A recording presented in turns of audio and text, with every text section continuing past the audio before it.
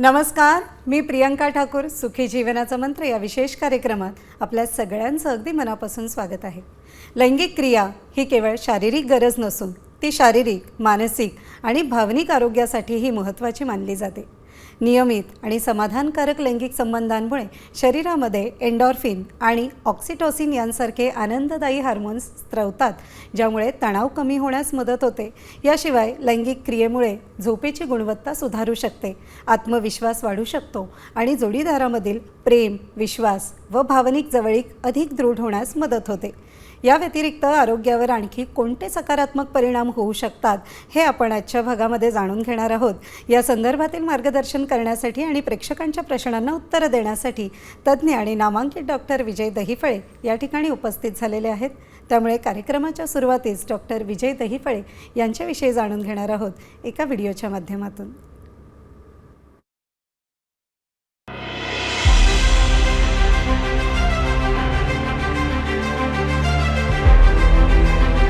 Doctor विजय दहिफळे हे sexologist, urologist आणि enterologist आहेत.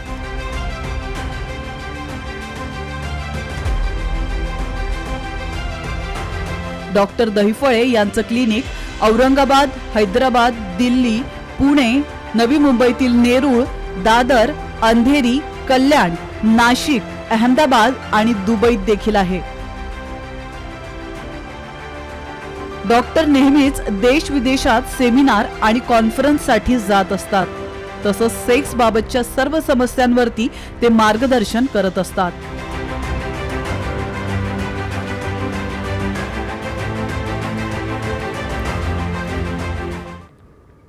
सर, साम टीव्हीच्या स्टुडिओत आपलं मनापासून स्वागत आहे. नमस्कार.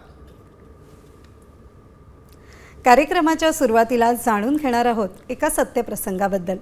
सरांच्या छत्रपती संभाजीनगर सेंटरवरील हा प्रसंग आहे. छत्रपती संभाजीनगर ओपीडीला एक 32 वर्षीय तरुण आलेला. तो दिसायला अगदी धष्टपुष्ट आणि चांगला कमावता होता.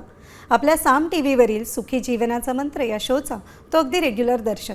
सरांनी येण्याचे कारण विचारले. तरुण म्हणाला की सर, मी असा दिसायला बॉडी बिल्डरसारखा, पण माझी 2 लग्नं झाली. पहिली बायको पळून गेली आणि आता दुसरी बायको पण पळून जाण्याच्या मार्गावर आहे. म्हणूनच मी आता शेवटचा पर्याय म्हणून तुमच्याकडे आलो आहे. बऱ्याच जणांनी तुमच्या ट्रीटमेंटचा अतिशय चांगला अनुभव सांगितला आणि फक्त डॉक्टर दहिफळे सरच तुला या प्रॉब्लेममधून बाहेर काढू शकतील असे देखील सांगितले.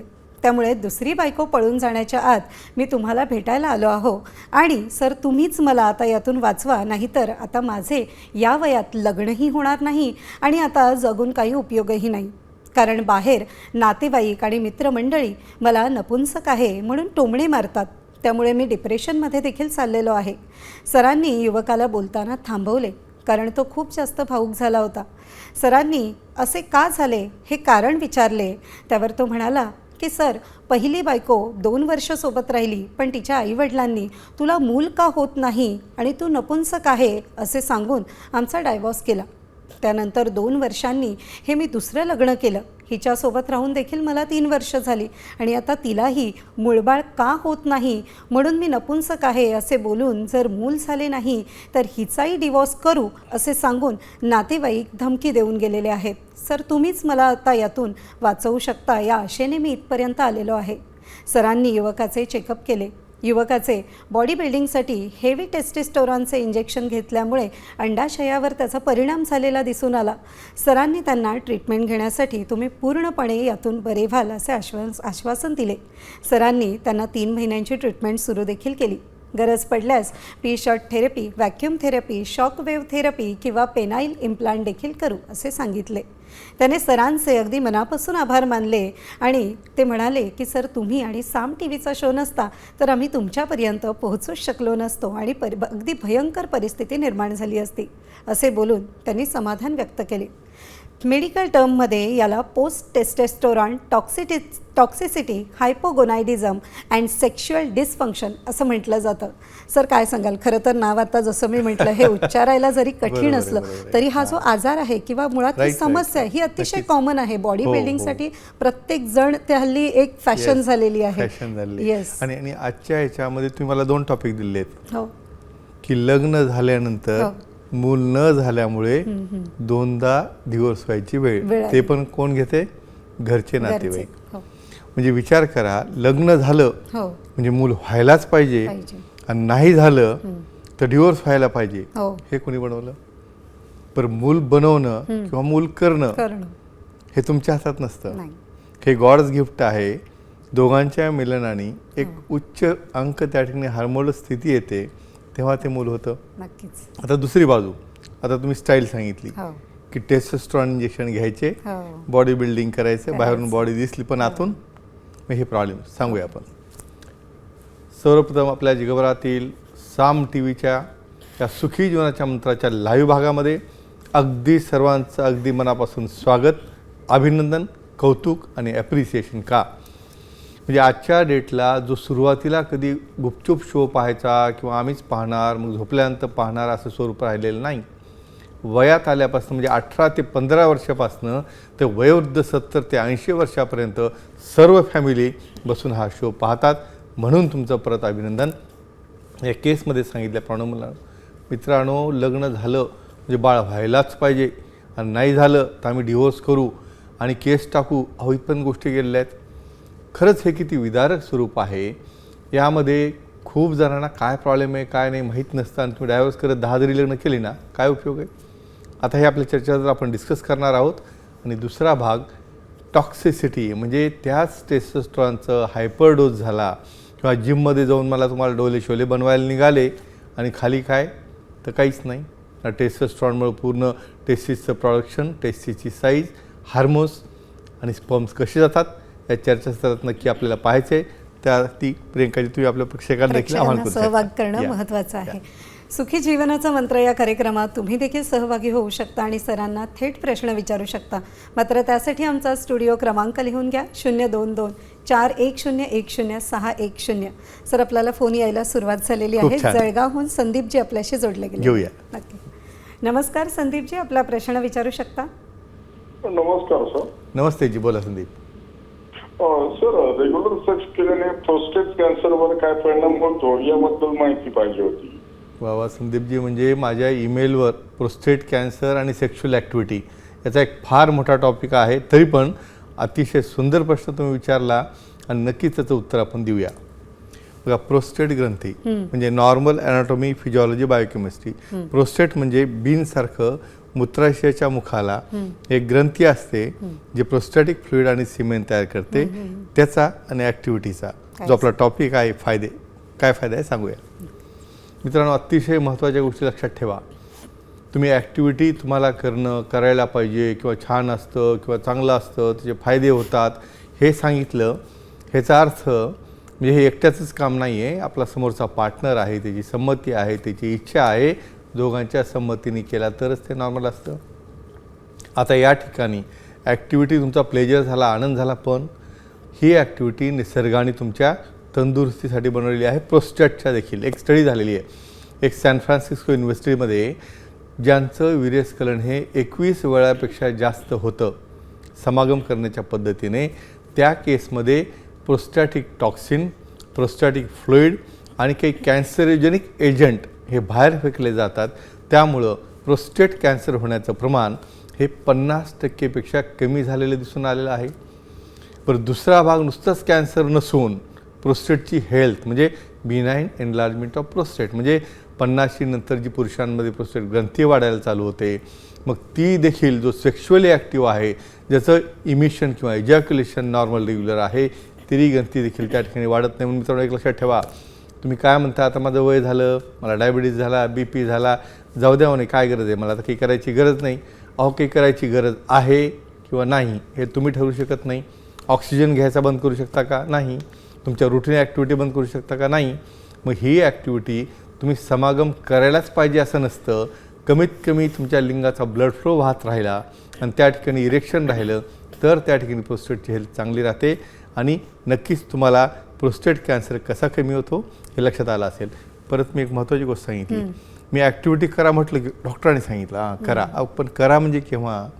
तुमची जी मर्यादा आहे, तुमचा पार्टनर आहे, त्याची संमती आणि कन्सेंट महत्त्वाचा असतं. नक्कीच नक्कीच. डॉक्टर, नांदेडहून रोहितजी आपल्याशी जोडले गेलेले आहेत. घ्या. नक्कीच. नमस्कार रोहितजी, आपला प्रश्न विचारू शकता. हां नमस्कार मॅडम. नमस्कार सर. नमस्ते जी, बोला. हां सर, माझा असा प्रॉब्लेम आहे की 2008 पासून जे आतापर्यंत मी मास्टरबेशन करतो आणि ताठरपणा कसं देत नाही. बरं, मास्टरबेशन करतो त्यामुळे काय झालं तुम्हाला? ताठरपणा कसं देत नाही ना. ताठरपणा येत नाही. वय किती आहे? 31. बरं, लग्न झालेलं आहे? लग्न नाही झालं ना. बरं, मग आता तुम्हाला ह्या मास्टरबेशनच्या सवयीमुळं ताठरता येत नसल्यामुळं लग्नाच्या अगोदरच ते नीट करून घ्यायचं, बरोबर आहे? हां नेट करून घ्यायचं आणि पुन्हा विचारायला की मटणाच विचारायला असं आहे. काय विचारायचं परत? हां सर. काही प्रॉब्लेम नाही. हॅलो. हां, लग्न कधी करायला पाहिजे, बरोबर आहे? हां. ठीक आहे. बाकी काही सवयी आहेत का? ब्लड प्रेशर किंवा बाकी काही आजार किंवा स्मोकिंग, ड्रिंकिंग, अल्कोहोल वगैरे? अल्कोहोल असते टेन्शन कधी घेतो ना. बरं, ठीक आहे. तर म्हणजे तुम्हाला हस्तमिथूनमुळं कमजोरी आली आहे, आता लग्न करायचं आहे आणि आता काय काळजी घ्यायला पाहिजे, काय ट्रीटमेंट घ्यायला पाहिजे, बरोबर आहे? हो. ठीक आहे, नक्कीच सांगूया तुम्हाला.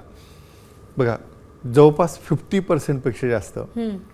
आता यामध्ये खूप जणांना हे कळत नाही की मास्टरबेशन हे करायलाच न पाहिजे का, त्यामुळे हेल्दी राहील का, किंवा ओव्हर केल्यामुळे हे असं झालं का. तर हे फरक काय सांगूया आपण. एक म्हण आहे बघा, प्रत्येक गोष्टीला लिमिट असते. अति तिथं माती असते. म्हणजे तुम्ही नॅचरली समजा मास्टरबेशन नाही केलं तर काय होतं, तुम्ही वयात येताना जे हार्मोन्स बनतात, जे सिक्रेशन तयार होतात, जे सिमेन तयार होतं, जे धातू तयार होतो, तो स्वप्न दोषाच्या रूपामध्ये त्या ठिकाणी स्वप्नरंजनामध्ये गेल्यानंतर हा आपोआप बाहेर पडतो. त्याला आपण नाईटफॉल म्हणतो. आणि तो नाईटफॉल जरी झाला तरी तुम्ही डिप्रेस होता आणि त्या ठिकाणी तुम्हाला वाटतं की हे ॲबनॉर्मल काय होत आहे, की माझं प्रोटीन लॉस तर नाही, एनर्जी लॉस तर नाही. एक भाग.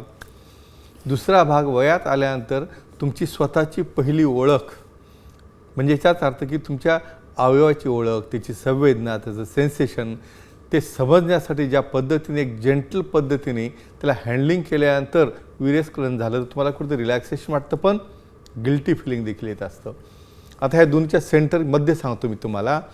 अति मास्टरबेशन म्हणजे तुम्हाला काही चित्रफित पाहून इतकी मास्टरबेशन करायची सवय लागली, अभ्यासात लक्ष नाही, कामात लक्ष नाही, आणि त्यामुळं तुम्ही टिश्यू डॅमेज करून तुमच्या ब्रेनला ती सवय लागून जाते आणि मग ॲक्च्युअल जेव्हा लग्न होतं तेव्हा पार्टनरसोबत तुम्ही परफॉर्मन्स करू शकत नाही.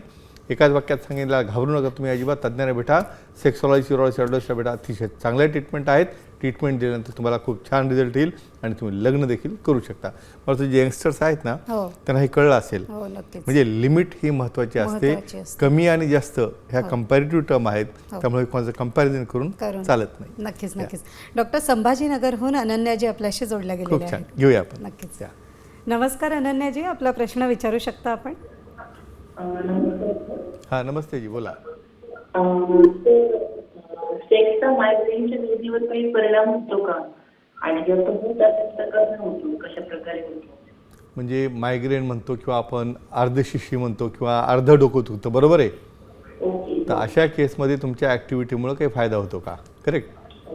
चला, खूप खूप छान प्रश्न विचारलेला तुम्ही. आणि बऱ्याच भगिनी मला व्हॉट्सअपवर किंवा मेलवर हे विचारतात की मला जेव्हा त्या ठिकाणी क्रिया होत नाही किंवा ज्या ठिकाणी माझ्या मनाविरुद्ध गोष्टी होतात त्यावेळेला मला खूप डोकं दुखतं, अर्धशिशी होते. सांगूया आपण. अतिशय कॉमन प्रॉब्लेम. म्हणजे माझं डोकंच दुखतं, माझी कंबर दुखते, मला असं झालं, मला धडधड करतं. म्हणजे असे वेग सिम्पटम असतात की त्याला ट्रीटमेंट काय असते आणि तो आजार नसतो आणि तुझं डायग्नोस नाही झाला त्याचे काय परिणाम होतात सांगूया आपण. निसर्गानं तुम्हाला आजारी पडण्यासाठी अजिबात बनवलेलं नाही. बरं, तुम्हाला कुठंतरी तुमच्या वातावरणामुळं, सवयीमुळं कुठंतरी तुम्हाला काही आजार झाले, डोकेदुखी झाली, पाठदुखी झाली, अशा केसमध्ये तुम्ही इतकं त्या ठिकाणी पॅनिक होता की त्याला इमिडिएट नीट करण्यासाठी काहीतरी तुम्हाला पेन किलर पाहिजे असतं, काहीतरी केमिकल पाहिजे असतं, त्याचे देखील साईड इफेक्ट असतात. मग या ठिकाणी ही ॲक्टिव्हिटी का दिलेली आहे? तुम्ही काय म्हणता, मला फार स्ट्रेस हा अस्तित्वात नसतो. स्ट्रेस हा तुमच्या बॉडीने त्या परिस्थितीला दिलेला रिस्पॉन्स असतो.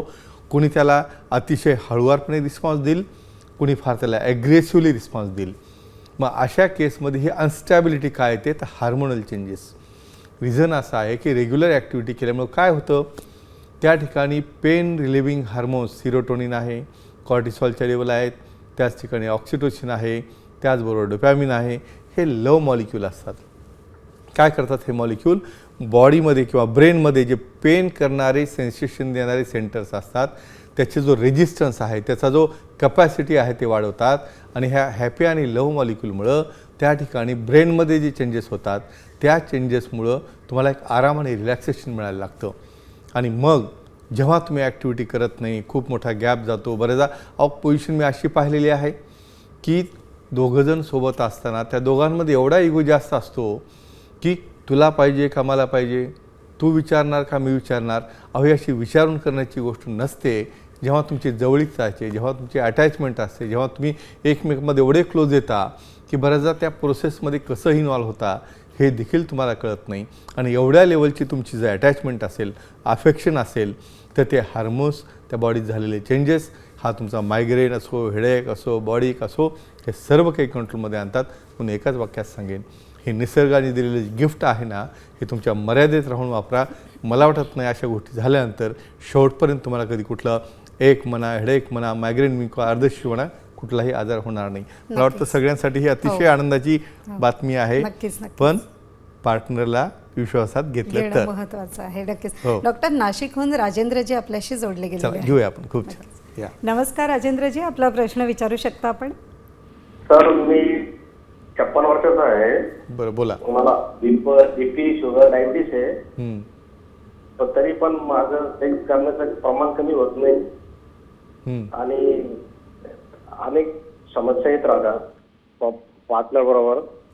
त्या समस्या कशा मिटवता येईल सर, आता माझा प्रश्न. एका वाक्यात मला सांगा, बघा तुमचं वय 56 आहे, डायबिटीज बीपी पण आहे, तरी पण तुम्ही एकदम फिट आहात, तंदुरुस्त आहात, बरोबर आहे? बरोबर. रेग्युलर पण इच्छा होती सर. रेग्युलर पण इच्छा होती. म्हणजे तुम्हाला प्रॉब्लेम नेमका काय आता, नेमकं कुठं प्रॉब्लेम वाटतो? पार्टनरचा प्रॉब्लेम आहे का काय प्रॉब्लेम आहे? पार्टनरचा पण प्रॉब्लेम नाही, पण ते पण कधी कधी तर हे होतं ना, म्हणजे याच्यासाठी काय औषध आहे का? म्हणजे असं म्हणाय, बोला ना, बोला, ऐकू द्या मला. मला म्हणजे तुम्हाला असं म्हणायचं की तुम्हाला जास्त इच्छा होत असते, बऱ्याचदा पार्टनर साथ देत नाही, बऱ्याचदा इरिटेट होतं आणि हे तुम्हाला कुठंतरी कंट्रोलमध्ये आणण्यासाठी देखील काही ट्रीटमेंट असते का, हे विचारायचं, बरोबर आहे? 10 वर्ष 15 वर्षापासून इच्छा आहे. बरं, काही हरकत नाही, खूप चांगली गोष्ट आहे ती. पण त्याला उत्तर काय ते नक्कीच तुम्हाला सांगूया. आणि तुमच्या पत्नीचं वय काय? तिचं 46. बरं, कुठलं एखादं कारण जाणवतं की ज्यामुळे त्यांना वाटतं की बा तुम्हाला जास्त आहे किंवा मला त्यात इंटरेस्ट नाही, त्यांना काही त्रास वाटतो का किंवा इच्छा नाही का, काय वाटतं तुम्हाला? त्यांना आता या गोष्टी तर काही सांगू शकत नाही. ठीक आहे, काही हरकत नाही, नक्कीच सांगूया. आणि तुम्ही खूप छान प्रश्न विचारलेला आहे. असा प्रश्न खूप जणांच्या मनात असतो, नक्कीच तुम्हाला उत्तर देऊया. बघा, 2 प्रकार पाहिले. परत मी काय सांगतो, कमी आणि जास्त ह्या कंपॅरेटिव्ह टर्म आहेत, बरोबर आहे? आता या केसमध्ये मी दुसरा प्रश्न काय विचारला की तुमच्या पार्टनरला काही प्रॉब्लेम आहे का, हे का विचारलं? हे कमी जास्त म्हणण्याची वेळ का आली तर आपल्या पार्टनरची काळजी घेणं. त्यांना का नकोय, त्यांना काही त्रास आहे का, अडचण आहे का? शेवटी त्यांनी काय सांगितलं की आम्ही कशाला विचारणार, सांगूया आपण. बघा, या ठिकाणी महत्त्वाची गोष्ट सांगतो तुम्हाला मी. दोघांना जर इंटरेस्ट असेल ना, फिरायचा असेल किंवा कुठं बाहेर जेवायला जायचं असेल तर नक्कीच कोणाला कंटाळा येत नाही. आता कुठंतरी काय होतं, एक व्यक्ती हा फिट राहतो आणि दुसरा व्यक्ती हा काही कारणामुळं अनफिट होत जातो.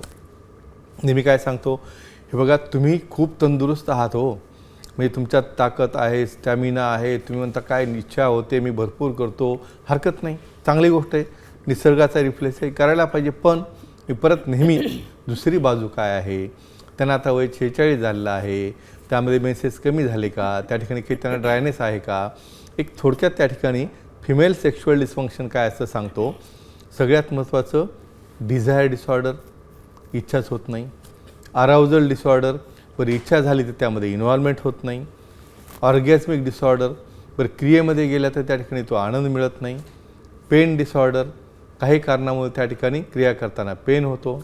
ड्रायनेस डिसऑर्डर, म्हणजे बऱ्याचदा 45-46मध्ये हार्मोन्स कमी झाल्यामुळं खाली कोरडेपणा येतो आणि आपल्याकडनं पार्टनर कधी स्वतःहून म्हणत नाही की बाई मला काहीतरी लुब्रिकंट द्या किंवा काहीतरी आपण वापरलं तर छान होईल का त्यामध्ये. मग अशा प्रकारचे हे वेगवेगळे डिसऑर्डर जर पार्टनरला असतील तर नक्कीच ते तुम्हाला क्रिया करण्यासाठी रिलक्टंट करतात. मग कुठेतरी वाटायला लागतं की माझी इच्छा जास्त आहे, पार्टनरची कमी आहे. मित्रांनो, असं करू नका. जसं खाण्याची चॉईस आहे, तुमच्या आवडीचे चॉईस आहेत, त्याच पद्धतीने तुम्ही पार्टनर दोघं एकमेकांना इतकं ओपन पाहिजे की तुम्हाला असलेला त्रास तुम्हाला असलेले जे काय प्लस पॉईंट आहेत, मायनस पॉईंट आहेत, थोडक्यात सांगतोय मी, ते तुम्ही ॲक्सेप्ट करा, विचारा. हा सुखी जीवनाचा मंत्र जो बनवला ना, त्याचं कारणच हे आहे की फक्त न बोलण्यामुळं आणि एकमेकाला डिस्कशन न केल्यामुळं आणि आपल्याकडं तर सेक्शुअल बाबतीमध्ये आपल्या पार्टनरला साधं एवढं विचारणंसुद्धा कोणी पाहत नाही. हो, तुम्हाला ठीक आहे ना, म्हणजे व्यवस्थित वाटलं का, त्या ठिकाणी काही तुम्हाला पेन आहे का, काही समस्या आहे का, तर मित्रांनो घाबरू नका. तुम्ही स्वतःहून दोघेही सेक्सॉलॉजिस्टना भेटा. त्यांच्यामध्ये काय प्रॉब्लेम आहे तो पाहिला जाईल आणि त्या ठिकाणी जर त्यांना कम्फर्ट मिळाला, पेन कमी झाला आणि त्यांनाही देखील समरस त्यामध्ये होता आलं तर नक्कीच तुम्हाला कमी आहे किंवा जास्त आहे हा डिफरन्स जाणवणार नाही. मला वाटतं मुद्दाम हे जास्त इलॅबोरेट का केलं तर फिमेल सेक्शुअल डिस्फंक्शन कुठंतरी हे त्या ठिकाणी त्याची केअर घेतली जात नाही किंवा का कारण माहीत नाही मला. दोघं पार्टनर सुद्धा एकमेकाला इतकं लाजतात की ते एकमेकाला सांगत नाहीत आणि एवढे साधे कारण असतात त्यामुळे अशी परिस्थिती उत्पन्न होते. मला वाटतं आता हे क्लिअर झालं, शंका दूर झाली असेल. डॉक्टर, खरं तर एक महत्त्वाचा प्रश्न मला यालाच धरून आपल्याला विचारायचा आहे की बऱ्याच जणांना व्हेरिकोसिल हा आजार असतो आणि त्यामुळे जर त्यांना कमजोरी आली असेल तर आपण काय उपाय करू शकतो? तुम्ही इतका छान प्रश्न घेतलेला आहे. म्हणजे पुरुषांमध्ये व्हेरिकोसिल झालं म्हटलं की त्याला ऑपरेट करावं का, ऑपरेट करू नये का, त्यानं मुलं होतात का, होत नाहीत का, सांगूया आपण. जसं मी नेहमी सांगतो, कंजेनाइटली जसं एखाद्याला समजा 6 बोट आहेत, काय करतो आपण? ठीक आहे बाबा, एखाद्याला कॉस्मॅटिकली चांगलं दिसत नसेल तो त्याला कट करून घेतो, कॉस्मॅटिक सर्जरी करतो. त्याच पद्धतीने बऱ्याचदा अंडाशयाला रुटीन वाहिन्या, व्हेन्स ज्या असतात त्या जास्त प्रमाणामध्ये तयार होतात. त्याला आपण ग्रेडिंग म्हणतो. आपण ग्रेड 1 आहे, बस थोड्याशा वाहिन्या आहेत. ग्रेड 2 आहे, थोडंसं डायलेटेशन आहे. ग्रेड 3 आहे, जास्त खाली स्क्रोटमपर्यंत गेलेले आहेत आणि आणखी पुढं ग्रेड गेल्यानंतर त्या ठिकाणी ग्रॉस तुम्हाला वाहिन्या दिसतात. मित्रांनो, परत महत्त्वाची गोष्ट सांगतो, असा कोणी अभ्यास केलेला आहे का की किती जणांना व्हेरिकोसिल आहे आणि असणाऱ्यांना मुलं झालेली आहेत का, आणि झाली असतील तर मग का झाली असतील, आणि ज्याला व्हेरिकोसिल 1 किंवा 2 ग्रेडमध्ये आहे मग त्याला करायला पाहिजे का? मित्रांनो, एकच गोष्ट सांगतो, एखादी सर्जरी किंवा शस्त्रक्रिया किंवा ट्रीटमेंट केव्हा करावी, एक ओव्हरऑल मी जे माझ्या रुटीन प्रॅक्टिसमध्ये वापरतो, एखादी ट्रीटमेंट दिल्यामुळं, सर्जरी केल्यामुळं आज जी परिस्थिती आहे त्या व्यक्तीची समोरच्याची त्यापेक्षा ती जर चांगली होणार असेल, सिम्पटम इम्प्रूव्ह होणार असतील, रिझल्ट चांगले येणार असतील तरच ती करायची असते. अदरवाईज तुम्ही कुठल्याही परिस्थितीमध्ये आहे त्या कंडिशनला जर पाठीमागे घेऊन जात असाल किंवा त्यापेक्षा ती वर्स्ट होत असेल, ही करायची नसते. हा डायरेक्ट एक इंडिकेशन आहे. तर व्हेरिकोसिलमध्ये टेम्परेचर, ब्लड प्रवाह वाढल्यामुळं आणि त्या ठिकाणी ऑक्सिजनेशन व्यवस्थित न झाल्यामुळं स्पर्म प्रोडक्शन हे ॲबनॉर्मल होतं, त्याची मोटिलिटी कमी होते, अजूसपर्यंत शेवटी होईल ओलिगोस्पर्मिया होतो, स्पीड कमी होते, ॲबनॉर्मल स्पर्म बनायला लागतात. पण हे केव्हा? जर तो ग्रेड जास्त असेल तर. अदरवाईज 1 ते 2 ग्रेडमध्ये काही पेन नसेल, त्रास नसेल, अशा केसमध्ये त्याला ऑपरेट करायची गरज नसते. आणखी काही बरंच कारणं आहेत, त्याला बाकी डायबिटीस आहे का, BP आहे का, ओबेसिटी आहे का, हार्मोनल डिस्टर्बन्स आहे का, हे सर्व पाहिलं जातं. आणि म्हणून एका वाक्यात सांगेन की तज्ज्ञांना भेटा, सेक्सॉलॉजिस्ट अँड्रोसना भेटा, कन्फ्यूज होऊ नका आणि लो ग्रेडला ऑपरेट करायची गरज नसते, हे परत सांगेन. आणि व्हेरिकोल सोडून आणखी काही कारणं आहेत का त्याचा शोध घेतला पाहिजे, त्यासाठी सेक्सॉलॉजिस्ट अँड्रोसना भेटलं पाहिजे. मला वाटतं प्रियंकाजी हा डाऊट क्लिअर झाला असेल. आणि एक महत्त्वाची मी लाईन सांगितली, तुम्ही काही करताना आहे त्यापेक्षा चांगलं होत असेल तर करा, नाहीतर करू नका. नक्कीच नक्कीच. डॉक्टर, आता आपण अतिशय महत्त्वाच्या भागात आलेलो आहोत, ते म्हणजे भाग्यवान विजेता. चला डिक्लेअर करूया आपण. शिवाजी खांडेकर नाशिकचे मागच्या वेळेस विजेते आपल्या सेंटरला आले, प्रोटीन घेतलं, गिफ्ट घेतलं आणि आपल्या मित्रांसाठी देखील घेऊन गेले. आता अशाच पद्धतीने तुम्हाला देखील सहभागी व्हायचं असेल तर प्रियंकाजी आता लकी ड्रॉ काढा आणि पाहूया आता त्या लकी ड्रॉमध्ये कोण विजेता येतो आणि कोण आपल्या दादरच्या सेंटरला भेटायला येतं पाहूया आपण. चला आता आपण कुठे गेलो पाहूया. नक्कीच आपण गेलो पुणे भोसरीला. सदाशिव आगळे यांचं अगदी मनापासून अभिनंदन. कुठल्या प्रश्नाला उत्तर दिलं होतं? किडनी स्टोन आणि सेक्शुअल डिस्फंक्शन काय संबंध आहे दोन्हीचा? तर मित्रांनो तशी छान उत्तर दिलं होतं. किडनी स्टोनमुळं किडनीमध्ये इन्फेक्शन झाल्यानंतर जी मूत्रवाहिनी आहे त्यातनं तो इन्फेक्शन ब्लॅडरमध्ये जातं. बऱ्याचदा मुतखडा अप्पर युरेटरमध्ये असेल तर त्याचा नर्व्ह सप्लाय हा खाली टेसिसपर्यंत गेल्यामुळे त्या ठिकाणी पेन होत असतो किंवा UV जंक्शनला त्या ठिकाणी जर खडा आला तर त्या ठिकाणी बऱ्याचदा इरिटेशन होणं, इन्फेक्शन होणं, पेन होणं, या गोष्टींमुळे त्याला कमजोरी येते. म्हणून एकाच वाक्यात सांगतो, हा स्टोन बरं अतिशय महत्त्वाची गोष्ट त्यांनी मेन्शन केलेली आहे की बऱ्याचदा सेक्शुअल ॲक्टिव्हिटीमध्ये त्या ठिकाणी मुवमेंट झाल्यामुळं, त्या ठिकाणच्या युरेटरच्या मसल रिलॅक्स झाल्यामुळं, त्या मूत्रमार्गाच्या वाहिन्या रिलॅक्स झाल्यामुळं त्या ठिकाणी हा छोटे स्टोन 4 mm वगैरे ते देखील पास ऑन होत असतात. आणि जरी पासआउट नाही झाला तर एंडोस्कोपी म्हणा काय सर्जरी आहे ती तज्ज्ञांना भेटून करू शकता. आता अशाच पद्धतीने मित्रांनो तुम्हाला देखील सहभागी व्हायचा असेल तर प्रश्न विचारायला लागेल. तर व्हॅरिकोसिल आणि सेक्शुअल डिस्फंक्शन असेल तर काय करायला पाहिजे याचं उत्तर, समजा हा शो मिस झाला असेल तर साम टी सुखी जीवनाचा मंत्र एवढं टाईप जरी केलं पूर्ण शो पाहता येईल. तुम्हाला डायरेक्ट फोन लावा, प्रश्न विचारा, आमच्या टीमला सांगा किंवा मेल करून उत्तर देऊ शकता. आता राहिले आपल्या आठवड्याभराच्या इव्हेंट्स. या इव्हेंटमध्ये तुम्ही स्पेशली पाहू शकता की HGM दादर हॉस्पिटल या ठिकाणी अत्याधुनिक नवीन सुविधा उपलब्ध झालेल्या आहेत. Institute of sexual wellness and andrology studies हे इन्स्टिट्यूट सुरू करण्यात आले आहे, ज्यामध्ये 10वी आणि 12वी नंतर जे विद्यार्थी आहेत त्यांना पॅरामेडिकल कोर्सेस आहेत, त्यामध्ये ब्युटिशियन कोर्सेस आहेत, कॉस्मेटिक आहेत, लेझर आहेत आणि सेक्शुअल अवेअरनेसच्या रिलेटेड काउन्सिलिंग कोर्सेस देखील आहेत. नुकतंच या ठिकाणी NBVTE national board of vocational training and education यांच्याद्वारे या दादर सेंटरला प्रमाणित करण्यात आला आहे. आणि त्यामुळे आमच्या पूर्ण स्टाफचं देखील त्या ठिकाणी कौतुक आणि अभिनंदन करून वेगवेगळ्या टीचिंग इन्स्टिट्यूटच्या ॲडमिशनसाठी त्या ठिकाणी त्यांचे डिपार्टमेंट बनले आहेत. तर सर्वांनी या प्रकारच्या हायपेम थेरपी, त्याचबरोबर त्या ठिकाणी ED थेरपी आहेत आणि लवकरच त्या ठिकाणी कोलॉन थेरपी आणि हायपरबारिक ऑक्सिजन थेरपी या सर्व गोष्टी येत आहेत. म्हणून एकाच वाक्यात सांगेल मित्रांनो, आजार होण्यापेक्षा त्याला न होऊ देणे आणि न होण्यासाठी वेलनेस थेरपी म्हणजे HGM दादर वेलनेस सेंटरमध्ये नक्कीच तुम्ही येऊन भेट देऊ शकता आणि सर्व सुविधांचा लाभ घेऊ शकता आणि आपलं सर्वांचं जीवन सुखी आणि आनंदी ठेवू शकता. प्रियंकाजी बाकी तुम्ही सांगू शकता. नक्कीच. खरं तर विश्वासच्या मार्गाने आपण क्या बात आहे. समाजासाठी अतिशय मोलाचं काम करता, यात नक्कीच. शंका नाही. नक्की. खरं. सुखी जीवनाचा मंत्र या विशेष कार्यक्रमात आता वेळ झाली आहे इथेच थांबण्याची. मात्र त्यापूर्वी सर आपण वेळात वेळ काढून उपस्थित झालात, आमच्या प्रेक्षकांच्या प्रश्नांना उत्तरं दिली, त्याबद्दल आपलं मनापासून आभार. धन्यवाद. पुन्हा भेटूया नव्या विषयासह. तोपर्यंत शुभरात्री. नमस्कार.